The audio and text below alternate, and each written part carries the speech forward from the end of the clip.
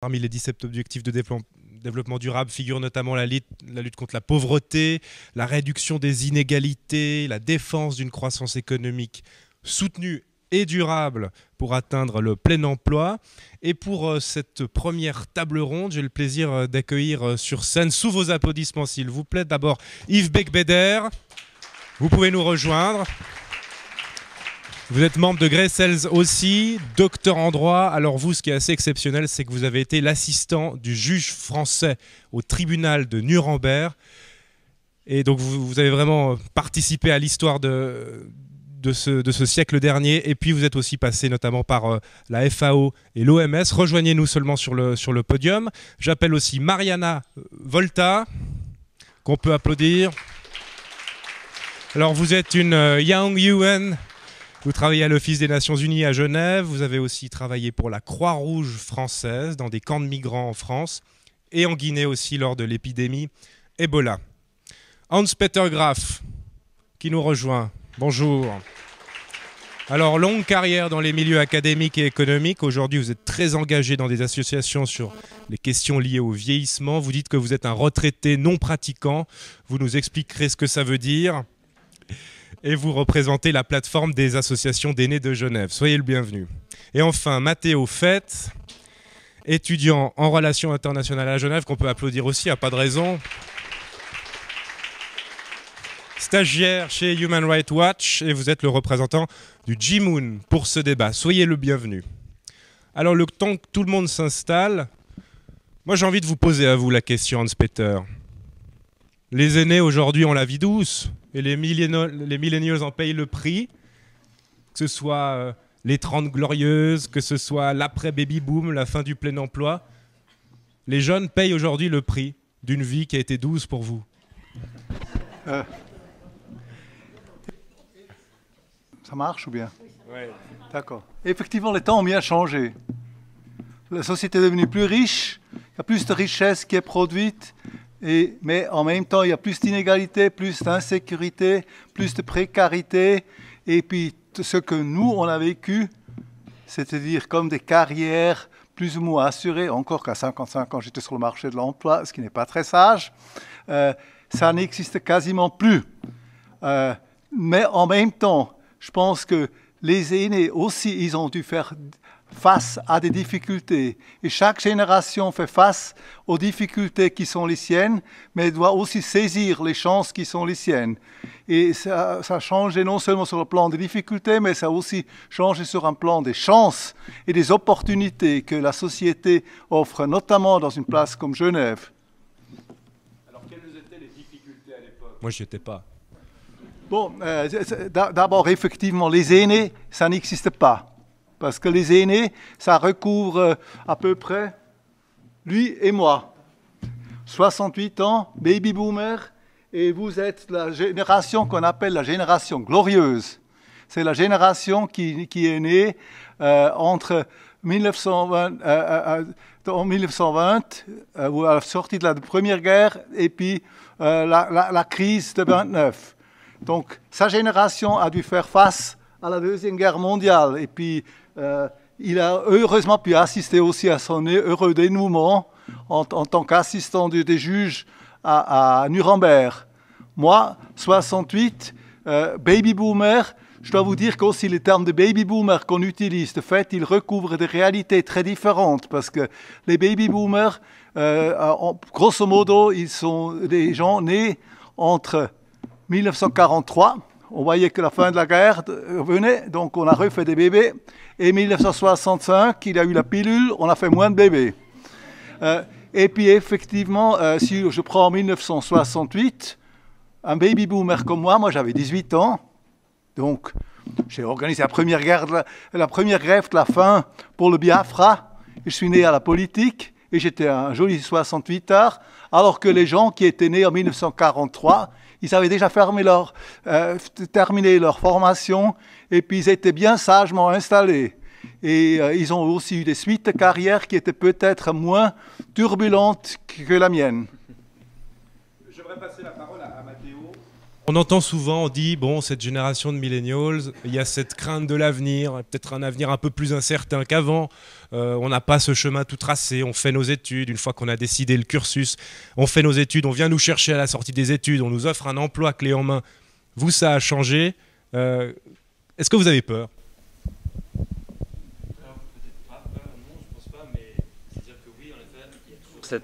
Le micro ne marche pas, je l'ai éteint. Là, il marche. Super. Donc, voilà, peur, non. Je ne pense pas qu'il y a une peur dans la plupart... Bon, après, je ne peux pas parler pour tous les jeunes, mais en tout cas pour moi, pas de peur. Mais c'est vrai que le futur peut paraître des fois incertain, mais tout est fait pour... en tout cas, il y a une conscience de toutes les générations, comme on peut voir aujourd'hui. Avec les ODD aussi, on voit que tout est fait pour essayer d'offrir le futur meilleur. Et puis, moi aussi... pour plus tard, j'aimerais laisser un environnement meilleur à mes enfants, même si c'est encore tôt pour moi. Mais il y a toujours ce côté de vouloir laisser le monde meilleur comme qu'on l'a reçu. Et donc, on peut être incertain par rapport au futur ou par rapport aux études, à l'emploi. Il y a pas mal de crises par-ci, par-là. Mais comme on le disait tout à l'heure, chaque génération fait face à des crises différentes. Aucune génération n'a été épargnée par quelque sorte de crise et on aura les nôtres comme les autres ont eu, je pense. Chacun sa part un petit peu de... Je vais m'adresser à M. Beigbeder. À chaque génération, sa peine, sa douleur, c'est un peu ça. Et puis finalement, c'est vécu de la même manière, mais avec des enjeux différents. Tout à fait. C'est-à-dire que... Attendez, il faut que je rapproche ça un petit peu. Ça ne va pas bouger. Non, ça ne va pas bouger. Bon. C'est moi qui vais bouger. Dans mon cas, c'est spécifique, évidemment, mais j'ai eu énormément de chance parce que j'ai passé la guerre sans trop de dégâts. J'ai été dans un maquis pendant quelques mois, je n'ai pas été tué et je n'ai tué personne. Un peu plus tard, j'ai été à Nuremberg par une chance extraordinaire que je n'ai pas réalisée tout de suite. J'ai fait mon petit boulot d'assistant du juge. Ensuite, je suis parti en Amérique et j'ai oublié tout sur Nuremberg pour me le rappeler un peu plus tard. Ensuite, quand je suis revenu d'Amérique, j'ai trouvé facilement du travail en France. Un peu plus tard, j'ai trouvé, avec quand même des difficultés, un travail dans la FAO, grâce à un diplôme américain, donc tout se liait. Ensuite, j'en ai eu assez de la FAO et de Rome. Après 4 ans, je me dis je vais passer à l'OMS, et puis ça s'est bien passé. J'y suis resté 30 ans.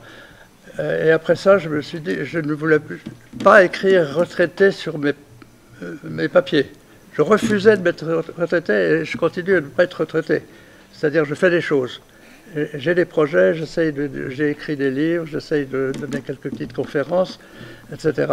Donc c'est un mélange de chance et puis de volonté d'agir, de faire quelque chose dans mon sens, dans les limites que je me connais.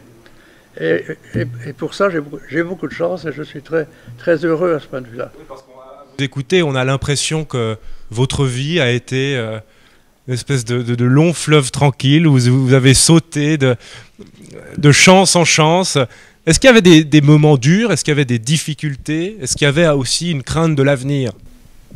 Je voulais à tout prix ne pas devenir chômeur, mais j'ai quand même démissionné d'un bon job à Paris, de façon à changer un petit peu de boulot. Je travaillais chez Michelin. J'ai subi un stage que j'ai raté, donc j'ai été mis à la porte après 3 mois, je me suis retrouvé chômeur. Mais j'ai réussi à trouver d'autres travaux assez rapidement. Je travaillais pour des Américains à Paris, et je ne faisais pas des massages, mais c'était quelque chose qui était proposé, mais au louer des appartements. Donc il y a eu quand même des moments un petit peu angoissants, mais pas tellement. Également dans mes travaux à la FAO et à l'OMS, dans les premiers mois, j'ai fait d'énormes bêtises. Normalement, ils auraient dû me mettre à la porte. Mais ils ne l'ont pas fait. Ils ont bien fait. Et à l'OMS aussi la même chose. J'ai fait une grosse bêtise. J'ai été sauvé par le directeur régional adjoint qui a pensé qu'il allait faire le nécessaire. Et puis ensuite, c'est la fin de carrière. Et fin de carrière. J'aime pas ce mot carrière, j'aime pas ce mot retraite. Alors, ça a continué, mais ça n'a pas été facile tout le temps. J'ai quand même fait beaucoup de bêtises et ça a été difficile de rattraper ensuite ce qui m'est arrivé. Mariana, on entend les mots de M. Beigbeder, il parle de volonté. Est-ce qu'aujourd'hui les jeunes manquent de volonté ? Ça marche ? Oui. Oui, c'est bon, parfait. Est-ce qu'il manque de volonté ? Je ne suis pas certaine. Moi, j'ai rencontré un paquet de jeunes, alors via les Young UN. Peut-être la question est bonne pour présenter les Young UN. Les Young UN, c'est un groupe de jeunes qui ont rejoint les Nations Unies récemment. Il n'y a pas vraiment de critères d'âge, c'est peut-être plutôt le degré de récence, enfin, depuis quand les gens sont arrivés dans les Nations Unies. Et justement, tous les jeunes que je rencontre au sein des Young UN se disent l'ONU est là pour défendre les objectifs du développement durable. Ils les portent dans le monde. Mais parfois, en interne, on ne sait pas les appliquer nous-mêmes. Et donc les Young UN se sont créés, et ce sont des jeunes qui ont créé ça justement parce qu'ils avaient envie de changer certaines pratiques au sein des Nations Unies pour que les Nations Unies adhèrent davantage aux principes qu'ils ont créés et qu'ils diffusent dans le monde. J'ai vu ça donc au Young UN. Après, j'ai travaillé pour la Croix-Rouge. J'ai beaucoup travaillé sur le terrain. Ma première mission humanitaire, c'était en Guinée pendant l'épidémie d'Ebola. Il fallait quand même avoir envie de partir en Guinée en pleine épidémie. C'était en 2015, au début de l'épidémie.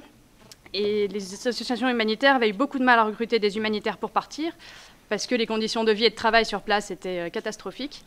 Et c'est que des jeunes que j'ai rencontrés là-bas, qui se sont engagés, qui sont partis et qui ont eu envie de participer et d'aller aider les Guinéens, enfin en tout cas pour la Guinée, à faire face à cette situation. Mais la volonté, est-ce que auprès de vos camarades, de vos congénères, vous sentez un manque de volonté, un manque d'ambition aussi, dû au fait que c'est peut-être plus difficile aujourd'hui d'avoir un job, d'avoir même un stage, des fois des stages, ne serait-ce qu'un stage non rémunéré, des fois il y a des listes d'attente.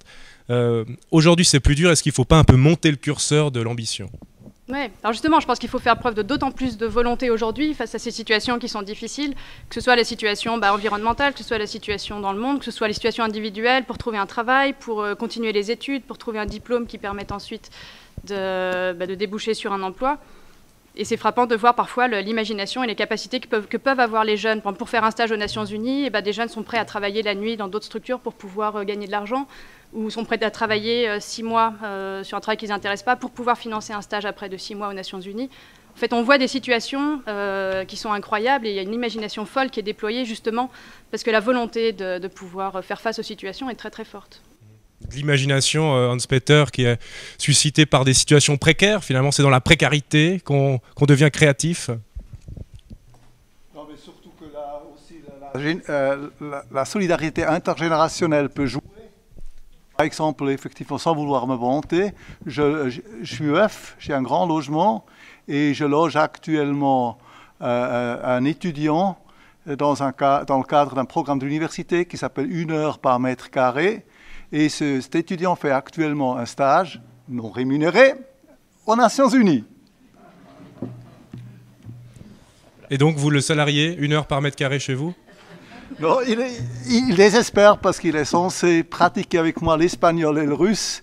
Et je suis un très mauvais élève parce que justement, je suis un retraité non pratiquant. Donc, je n'ai pas 1 minute. Mathéo, puisque là on est sur des thèmes de société, des thèmes aussi économiques, sur l'emploi, la croissance durable, est-ce que actuellement la situation des jeunes, mais la situation du marché de l'emploi est quelque chose qui vous satisfait ou on s'en retrouve à devoir faire des stages non rémunérés pour potentiellement avoir un job pas très bien payé 10 ans plus tard? J'exagère. Hein. En effet, en Suisse, à Genève, en Europe, dans l'ensemble, oui, après c'est vrai que selon les endroits, selon les pays et les origines, les chances sont diverses. Et donc, qu'on soit jeune ici ou jeune dans d'autres continents, on n'a pas forcément le même vécu. Et c'est vrai que certains peuvent se permettre de faire des stages non payés, alors que d'autres ne peuvent pas. Et justement, ces autres personnes qui peut-être voient les conséquences aussi du réchauffement climatique de manière beaucoup plus pressante, qui ont une vision qui est limitée, malheureusement par des questions de précarité, comme vous disiez tout à l'heure. Et après, évidemment, il faut essayer de trouver son chemin, de frayer son chemin que ce soit avec l'éducation ou en dehors, faire son propre chemin dans l'associatif ou dans du volontariat. Mariana, vous qui avez beaucoup voyagé, qu'est-ce que vous avez vu ailleurs? Je sais pas, vous nous parliez vous étiez en Guinée. Alors là, c'est une situation qui est extrêmement critique, j'imagine qu'on ne discute pas forcément du marché du travail quand on doit faire face à des situations critiques, mais vous avez beaucoup voyagé, vous êtes nourri aussi de ces voyages. Comment ça se passe ailleurs? Est-ce qu'on a les mêmes craintes ici qu'ailleurs? Bon, c'est vrai que les contextes dans lesquels j'ai voyagé étaient un peu particuliers. Ceci dit, cette question de l'accès au travail par les jeunes est toujours une question qui se pose. Bon, il y a la question, elle est toujours liée à la question de l'éducation et avant la formation préalable qui permet d'accéder à l'emploi. Je sais pas, la question est difficile. Les situations changent beaucoup et ouais, je crois que je ne saurais pas très bien. Peut-être Monsieur Beigbeder ou Mathéo, si vous voulez réagir. On a la chance d'avoir Internet de nos jours qui permettent de véhiculer. Pardon. On a la chance d'avoir Internet aujourd'hui qui nous permet de voir énormément d'images, de vidéos, d'inventions justement dans des pays à situation beaucoup plus précaire où que ce qu'ils soient jeunes ou moins jeunes viennent avec des idées innovantes de manière à recycler, réutiliser. Donc il y avait des cas par exemple où on voyait qu'ils arrivaient à faire des bateaux avec des bouteilles en plastique et pouvoir réutiliser ça de manière durable. On peut voir ça grâce à la chance qu'on a d'avoir Internet et tout ça. Donc ça permet de véhiculer énormément de savoir et de connaissances, d'échanger. Et en termes de formation, quand on n'a pas forcément la chance d'avoir une formation à disposition, de se faire sa propre formation en fait au final. La formation aussi à travers les générations, hein, Monsieur Beigbeder. Vous étiez l'assistant du juge français, donc il y avait ce côté où vous appreniez de quelqu'un qui était plus âgé que vous. J'imagine que dans votre carrière aussi, vous avez dû faire face à ce genre de situation. Mais à un moment donné, une fois que le disciple a appris, il faut le laisser un peu s'envoler. Et puis il faut que jeunesse se fasse. À mes enfants, qui sont tous occupés, tous employés, une infirmière à Paris, pas de problème, elle peut rester jusqu'à 90 ans dans son job. Un charpentier dans le sud-ouest, il travaille très bien avec art, il joue au golf et parle anglais, donc c'est le seul charpentier de France qui a ses qualités. Et puis un informaticien à Genève qui a dans les 57-58 ans, et qui a des contrats de 3 ans dans des banques suisses ou françaises. Et ça continue, tant que ça continue, il est heureux. Et puis j'en oublie un. Ah oui, l'agrégé d'anglais à Pau dans les Pyrénées, qui a beaucoup travaillé pour obtenir d'abord le CAPES, puis ensuite l'agrégation, au détriment de sa pauvre famille, qui a beaucoup souffert. Mais il a réussi. Il a réussi à 40-45 ans d'obtenir ses diplômes, et là maintenant il est casé, si je puis dire. Et il est très heureux de pouvoir enseigner à des adultes plutôt qu'à des sales gosses. Alors voilà, donc j'ai pas expérimenté moi-même, j'ai aussi des amis locaux plus jeunes, évidemment, ils ont des soucis régulièrement, les boîtes ferment, les magasins ferment, et il faut trouver autre chose. Mais tout ce qu'on dit dans mon milieu, c'est de dire si vous voulez vraiment trouver un travail, vous allez le trouver. En France, je parle de la France. Hein. Donc, il suffit de traverser la route, c'est ça, c'est Emmanuel Macron qui l'a dit. Voilà. J'espère qu'il va durer un petit peu. Hans-Peter, alors on a parlé de l'emploi, si on parle aussi des inégalités, alors il y a les inégalités sociales, il y a une sorte aussi d'inégalité entre les générations, avec une croissance qui profite à ceux qui ont déjà engrangé du capital. Là, je fais un peu mon Jean de Sigler. Et oui, mais je pense que d'abord, effectivement, des différentes générations de personnes âgées, ils ont travaillé et puis ils ont eu la chance, effectivement, de vivre dans une période où quand même il y avait des trajectoires qui n'étaient pas encore trop cassées.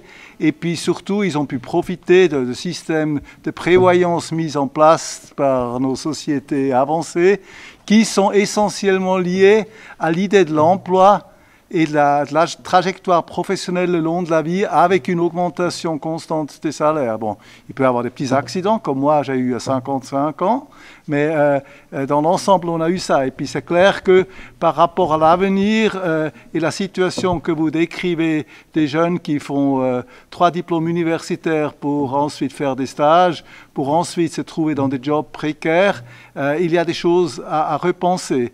En même temps, il y a pour notre génération aussi une certaine responsabilité de faire des transferts aux jeunes générations, de les soutenir. Ceci d'autant plus que grâce à la longévité, ce qui est une bonne chose, nous avons le malheur ou le bonheur, ou bien nos enfants ont le malheur ou le bonheur de nous voir vivre très vieux. Et donc d'hériter très tard au moment où c'est déjà presque trop tard. Donc si je peux faire un appel en termes d'ODD à ma génération, c'est effectivement soyez généreux, soutenez ceux qui en ont besoin. Ça vous parle ça, Matteo? Oui, enfin, c'est-à-dire que...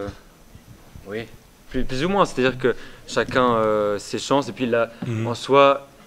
l'aide dans une même famille est importante. C'est-à-dire qu'en effet, il faut aider les plus jeunes, mais surtout de la même famille, mais aussi d'autres. Vous accueillez quelqu'un, un étudiant, donc ça, c'est une belle aide, je pense, pour la société en général, en tout cas. Et il vous paye l'étudiant ou c'est gratuit? Non, donc il paye 80 Parce que moi, francs par mois pour les frais généraux qu'il engendre, mais tout ça, c'est régi par une convention entre l'université, lui et moi. Donc vous ne faites pas d'argent là-dessus? Non. C'est juste pour savoir, parce que c'était pas très clair là, au mètre carré. Puis, disons, l'étudiant que j'avais avant consommait beaucoup de beurre. Je propose, puisque la montre avance et puis qu'on a pris un tout petit peu de retard au début, c'est de passer la parole à la salle pour environ 10 minutes de questions-réponses. Donc vous pouvez lever la main, moi je vous donne la parole avec grand plaisir. J'ai vu que monsieur était très intéressé, puis ensuite madame Marère. Donc appuyez sur votre micro et puis posez vos questions, on a environ 10 minutes. Donc questions courtes, réponses courtes s'il vous plaît. Parler, non, mais j'ai compris, M. Grave, je me disais, un retraité non-croyant, je croyais qu'il ne pratiquait pas la religion, qu'il était athée. Non, en fait, il est retraité qui travaille, c'est ça. Alors moi, j'en suis un. Je suis un retraité non pratiquant. Et si je pouvais être un exemple de quelqu'un qui a 66 ans et qui a un contrat à durée indéterminée avec une organisation et qui travaille parce qu'il le veut, c'est pas parce que chacun le fait. Si je peux être un exemple, voilà, j'en suis un, je travaille à plein temps, comme si je n'étais pas retraité. Mais, et ça dépend un peu de la dynamique que vous avez, chacun a vis-à-vis de la société, vis-à-vis du travail potentiel. Les chances qu'on a eues, nous, c'était qu'on a hérité d'un monde en paix, donc on avait un certain confort, et on pouvait changer de travail relativement facilement et on n'avait pas de soucis de chômage. Pour des fois 50 francs par mois, on changeait de travail. Exactement, c'était très facile. Par contre, on a été en même temps acteur et en même temps usager des nouvelles technologies. Moi-même, ma première profession, c'était informatique de gestion, mais pas tout le monde a eu cette chance d'être en affinité avec la technologie et donc je peux comprendre qu'il y a des seniors qui aujourd'hui ont encore de la peine à s'adapter aux nouvelles technologies. Ça, c'est vrai. Ensuite, il y a quelque chose de fondamental qui a changé, c'est les relations hommes-femmes. Et ça, on va en parler dans le deuxième débat. Oui, dans le deuxième débat, on en parlera. On se réjouit. Et d'avoir votre question aussi, si possible. Et puis, la troisième chose, c'est que les années 90, c'était des années où, tout d'un coup, les années 90, où nous, on avait déjà commencé à être au milieu de l'âge de travail, eh bien, il y avait l'augmentation du chômage, tout d'un coup, ce qui a fait une baisse de la solidarité, de la participation bénévole dans les associations dans les années 90. Alors ma question à nos interlocuteurs, c'est est-ce que je me trompe fondamentalement ou est-ce que vous vous rappelez de l'époque où les choses ont tellement changé pour les seniors que voilà, on avait cette difficulté à s'adapter. Bon, alors d'abord, effectivement, si je suis un retraité non... Il faut bien attendre que la lumière rouge s'allume. C'est comme en radio. Il faut appuyer sur le bouton, je crois. Voilà. Bon. D'abord, effectivement, je suis un retraité non pratiquant, mais effectivement entièrement bénévole, parce qu'effectivement, ma situation me le permet de le faire.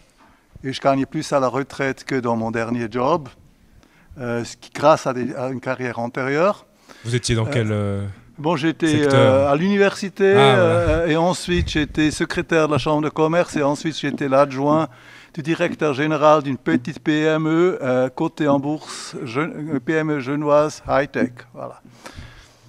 Jusqu'à ce qu'on se sépare de toute la direction pour faire tripler le cours de l'action en maximisant autre chose que le développement de l'entreprise, mais la valeur actionnariale. Première chose. Deuxième chose, effectivement, en ce qui concerne votre question sur l'évolution des bénévolats, ce qu'on constate qu'effectivement il y a une évolution très différente selon région. En Suisse allemande, on pratique plus de bénévolat, mais ici, on continue aussi à pratiquer du bénévolat. Cependant, ça devient difficile à trouver des gens qui sont prêts à s'engager, notamment dans les associations.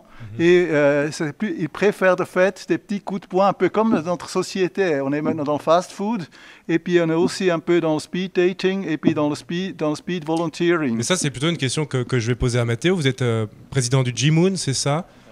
Enfin, pas directement président, mais voilà, vous êtes un peu au sommet. Vous sentez ce manque d'engagement? C'est difficile de recruter, d'avoir des gens qui s'intéressent à faire des choses non lucratives? Ouais, c'est-à-dire que juste pour préciser, je ne suis pas président de G-Moon, mais du conseil consultatif de G-Moon. La présidente est dans le public là-bas. Et on la salue. Mais en effet, c'est-à-dire qu'au niveau universitaire, la chance qu'on a, en tout cas à l'Université de Genève et dans beaucoup d'universités dans le monde, c'est d'avoir des associations qui nous permettent, dans notre temps libre, d'apprendre beaucoup. Moi-même, j'ai appris énormément avec G-Moon, d'apprendre beaucoup dans le périscolaire et extrascolaire, ce qui, plus tard, justement pour trouver des stages, un travail, etc., nous permet de compléter notre formation universitaire. Donc je pense que le cas associatif étudiant est un peu différent que le cas du volontariat au dehors de l'université, que ce soit pour distribuer de la nourriture, pour aider à nettoyer, etc. Différentes choses qui pourraient se faire sur la ville ou plus grand. Je pense que c'est deux mondes un peu différents parce que justement, nous, on a tout cet intérêt à apprendre dans les associations universitaires. Mariana, vous souhaitez partager votre expérience aussi sur l'engagement, et ensuite je passerai la parole à la salle, brièvement. Est-ce que c'est bon? C'est bon. Non, juste pour témoigner aussi, là en ce moment, je crois que j'ai 3 engagements associatifs en plus de mon travail. Donc il y a déjà les Young UN auxquels je participe. Je suis aussi membre d'une association qui organise chaque année un festival de musique classique pour valoriser le patrimoine d'un petit coin de la Bourgogne. Et puis, 2 fois par semaine, je donne des cours de français à des migrants ici à Genève, au sein de l'Université ouvrière de Genève. Alors c'est un peu difficile, ça fait des emplois du temps à rallonge. Mais voilà, on parlait au tout début de la peur, on parlait des questions d'emploi, de pauvreté, etc. Je pense que parfois ça mérite aussi qu'on prenne du temps et qu'on partage aussi. Enfin, cette peur que je peux ressentir parfois, moi je l'évacue en m'activant et en essayant de lutter contre certains fléaux qu'on peut voir déjà ici à Genève à côté de nous. Madame Marère, une question. Oui, Anne Marère, coprésidente des aînés pour la protection du climat. D'abord, une très bonne nouvelle. C'est important de temps en temps de donner de bonnes nouvelles. Hier, au lendemain de la publication du rapport du GIEC, en Hollande, la Cour d'appel a donné raison à une association, Urgenda, qui a porté plainte contre son gouvernement, qui ne fait pas ce qu'il faut pour le réchauffement climatique. Et donc, c'est une deuxième victoire. Ils avaient déjà gagné en 2015, et là, c'est définitif. Ils ont été condamnés. Et nous, les aînés pour la protection du climat, nous menons aussi une action judiciaire contre notre gouvernement. Et nous sommes maintenant au tribunal administratif fédéral. Donc, nous travaillons pour les générations futures. Je souhaite poser une question à la jeunesse, et je vous remercie pour vos engagements et pour vos présentations. Il me semble que vous êtes essentiellement issus du milieu universitaire. Est-ce que parmi tous ces engagements, il y a aussi des jeunes qui sont des jeunes qui travaillent et qui sont sortis d'apprentissage, des jeunes plus largement engagés aussi dans vos associations? Et puis, comment qu'on peut faire pour sortir de l'entre-soi? C'est-à-dire qu'il me semble que probablement dans cette salle, nous sommes tous convaincus que les 17 objectifs on doit les atteindre, que le réchauffement climatique, c'est aujourd'hui qu'on doit passer aux actes et qu'on n'a plus besoin de discours, ni de GIEC, ni de grandes organisations qui discutent. Alors, comment sortir de l'entre-soi et comment avoir un très large écho parmi tous les jeunes? Je vous remercie. Merci beaucoup, Madame Marer. Je vais passer la parole à Mariana, puis ensuite à Matteo. Alors au sein d'une association comme par exemple l'Université ouvrière de Genève, par exemple, voilà, je trouve ça assez formidable parce que bon, il n'y a pas que des jeunes qui sont bénévoles comme moi. Et ceux qui sont bénévoles, justement, il y a énormément de jeunes d'endroits différents ou de personnes qui ont des parcours de vie différents, qui sont formés, qui ne sont pas formés, qui ont fait des études, qui n'ont pas fait d'études, qui sont français, qui sont suisses, pardon, ou qui sont étrangers. C'est vrai qu'au sein des Young UN, vous avez raison, c'est la plupart des gens qui participent au Young UN sont des gens qui travaillent aux Nations Unies, qui ont donc souvent une formation antérieure. Mais on essaye de réfléchir en ce moment à des projets qui pourraient justement être plus larges. On est très conscient que les objectifs du développement durable, ça ne concerne pas seulement nous, mais il faut que tout le monde soit à bord pour que ça fonctionne. Théo. Quant à Jimoun, nous sommes uniquement une association universitaire qui reste au sein de l'Université de Genève et du Graduate Institute. Voilà, ça va marcher à la fin. Par rapport à Jimoun, donc je voulais dire que nous sommes une association étudiante de l'Université de Genève et du Graduate Institute, de l'IHEID. Donc on reste vraiment dans l'ambiance universitaire, mais justement on a toujours en tête cette volonté d'avoir un impact et de donner la voix à un maximum de personnes. Donc nous, le but de l'association en fait est de promouvoir les valeurs et la mission des Nations Unies auprès des jeunes. Donc pour ce faire, on essaye de ne pas avoir un impact uniquement sur Genève et on travaille avec notamment des bourses financières, des aides financières pour certains de nos événements distribués à des ressortissants. Par exemple, de l'année dernière, on avait des personnes d'Haïti ou d'Indonésie qui sont venues à nos événements, à nos simulations de débats onusiens. Et ce qui nous permet justement d'élargir au maximum notre champ d'action et l'impact et l'écho de notre voix. Merci beaucoup. On va faire un rapide mot de la fin avec Hans-Peter Graf et puis Monsieur Beigbeder pour conclure avec quelques mots de sagesse. Puis ensuite, on passera au deuxième. Comme troisième jeune, j'aimerais encore compléter un peu l'intervention d'Anne Marer. Donc, elle montre qu'effectivement, la génération de ce que vous appelez les seniors, elle n'a pas forcément cette attitude, ou pas tous ont cette attitude après nous le déluge. En même temps, il faut reconnaître que toutes les générations ici présentes, nous sommes un peu schizophréniques par rapport à cette question, parce que nous sommes conscients, mais en même temps, je prends des avions pour aller à Barcelone. Et puis, encore un point, elle n'a pas mentionné que celles et ceux qui voudraient quand même avoir un peu moins de mauvaise conscience ou bien qui voudraient le manifester, venez samedi à la zone piétonne du Mont Blanc à 13h30 où il y a une marche contre le climat. Je crois que c'est pour le climat. Pardon. Alors Gaston Lagaffe vous invite de nous rejoindre. Merci. Merci. Monsieur Beigbeder, le mot de la fin. Je ne sais pas si je suis branché. Oui, c'est bon. Allez-y. 3 petits points rapides. À l'OMS, j'ai constaté, je travaillais au service du personnel, que de plus en plus les contrats sont de 6 mois, 3 mois, 1 an, au lieu d'être de montant jusqu'à carrière. Donc ça, c'était clair. Et c'était très préjudiciable aux jeunes ou aux moins jeunes qui prenaient un job dans l'organisation, ils ne pouvaient pas s'acheter un appartement, etc. Deuxièmement, est-ce que les gens participent aux associations? Mes associations, c'est des associations de vieux, comme l'association des anciens de l'OMS, un petit peu aussi Greenpeace, etc. Et on constate beaucoup de difficultés à avoir des volontaires. Beaucoup de difficultés, ils préfèrent rentrer chez eux, ils détestent l'OMS. C'est généralisé, c'est ce que vous nous dites. Une flemmardise généralisée. Ils en ont assez, ils ne veulent plus être en touche avec l'organisation. Troisièmement, l'intérêt d'avoir des associations, de participer à des associations à tous les âges. J'ai découvert récemment à Thonon qu'il y avait une association qui s'appelait Échange de talents.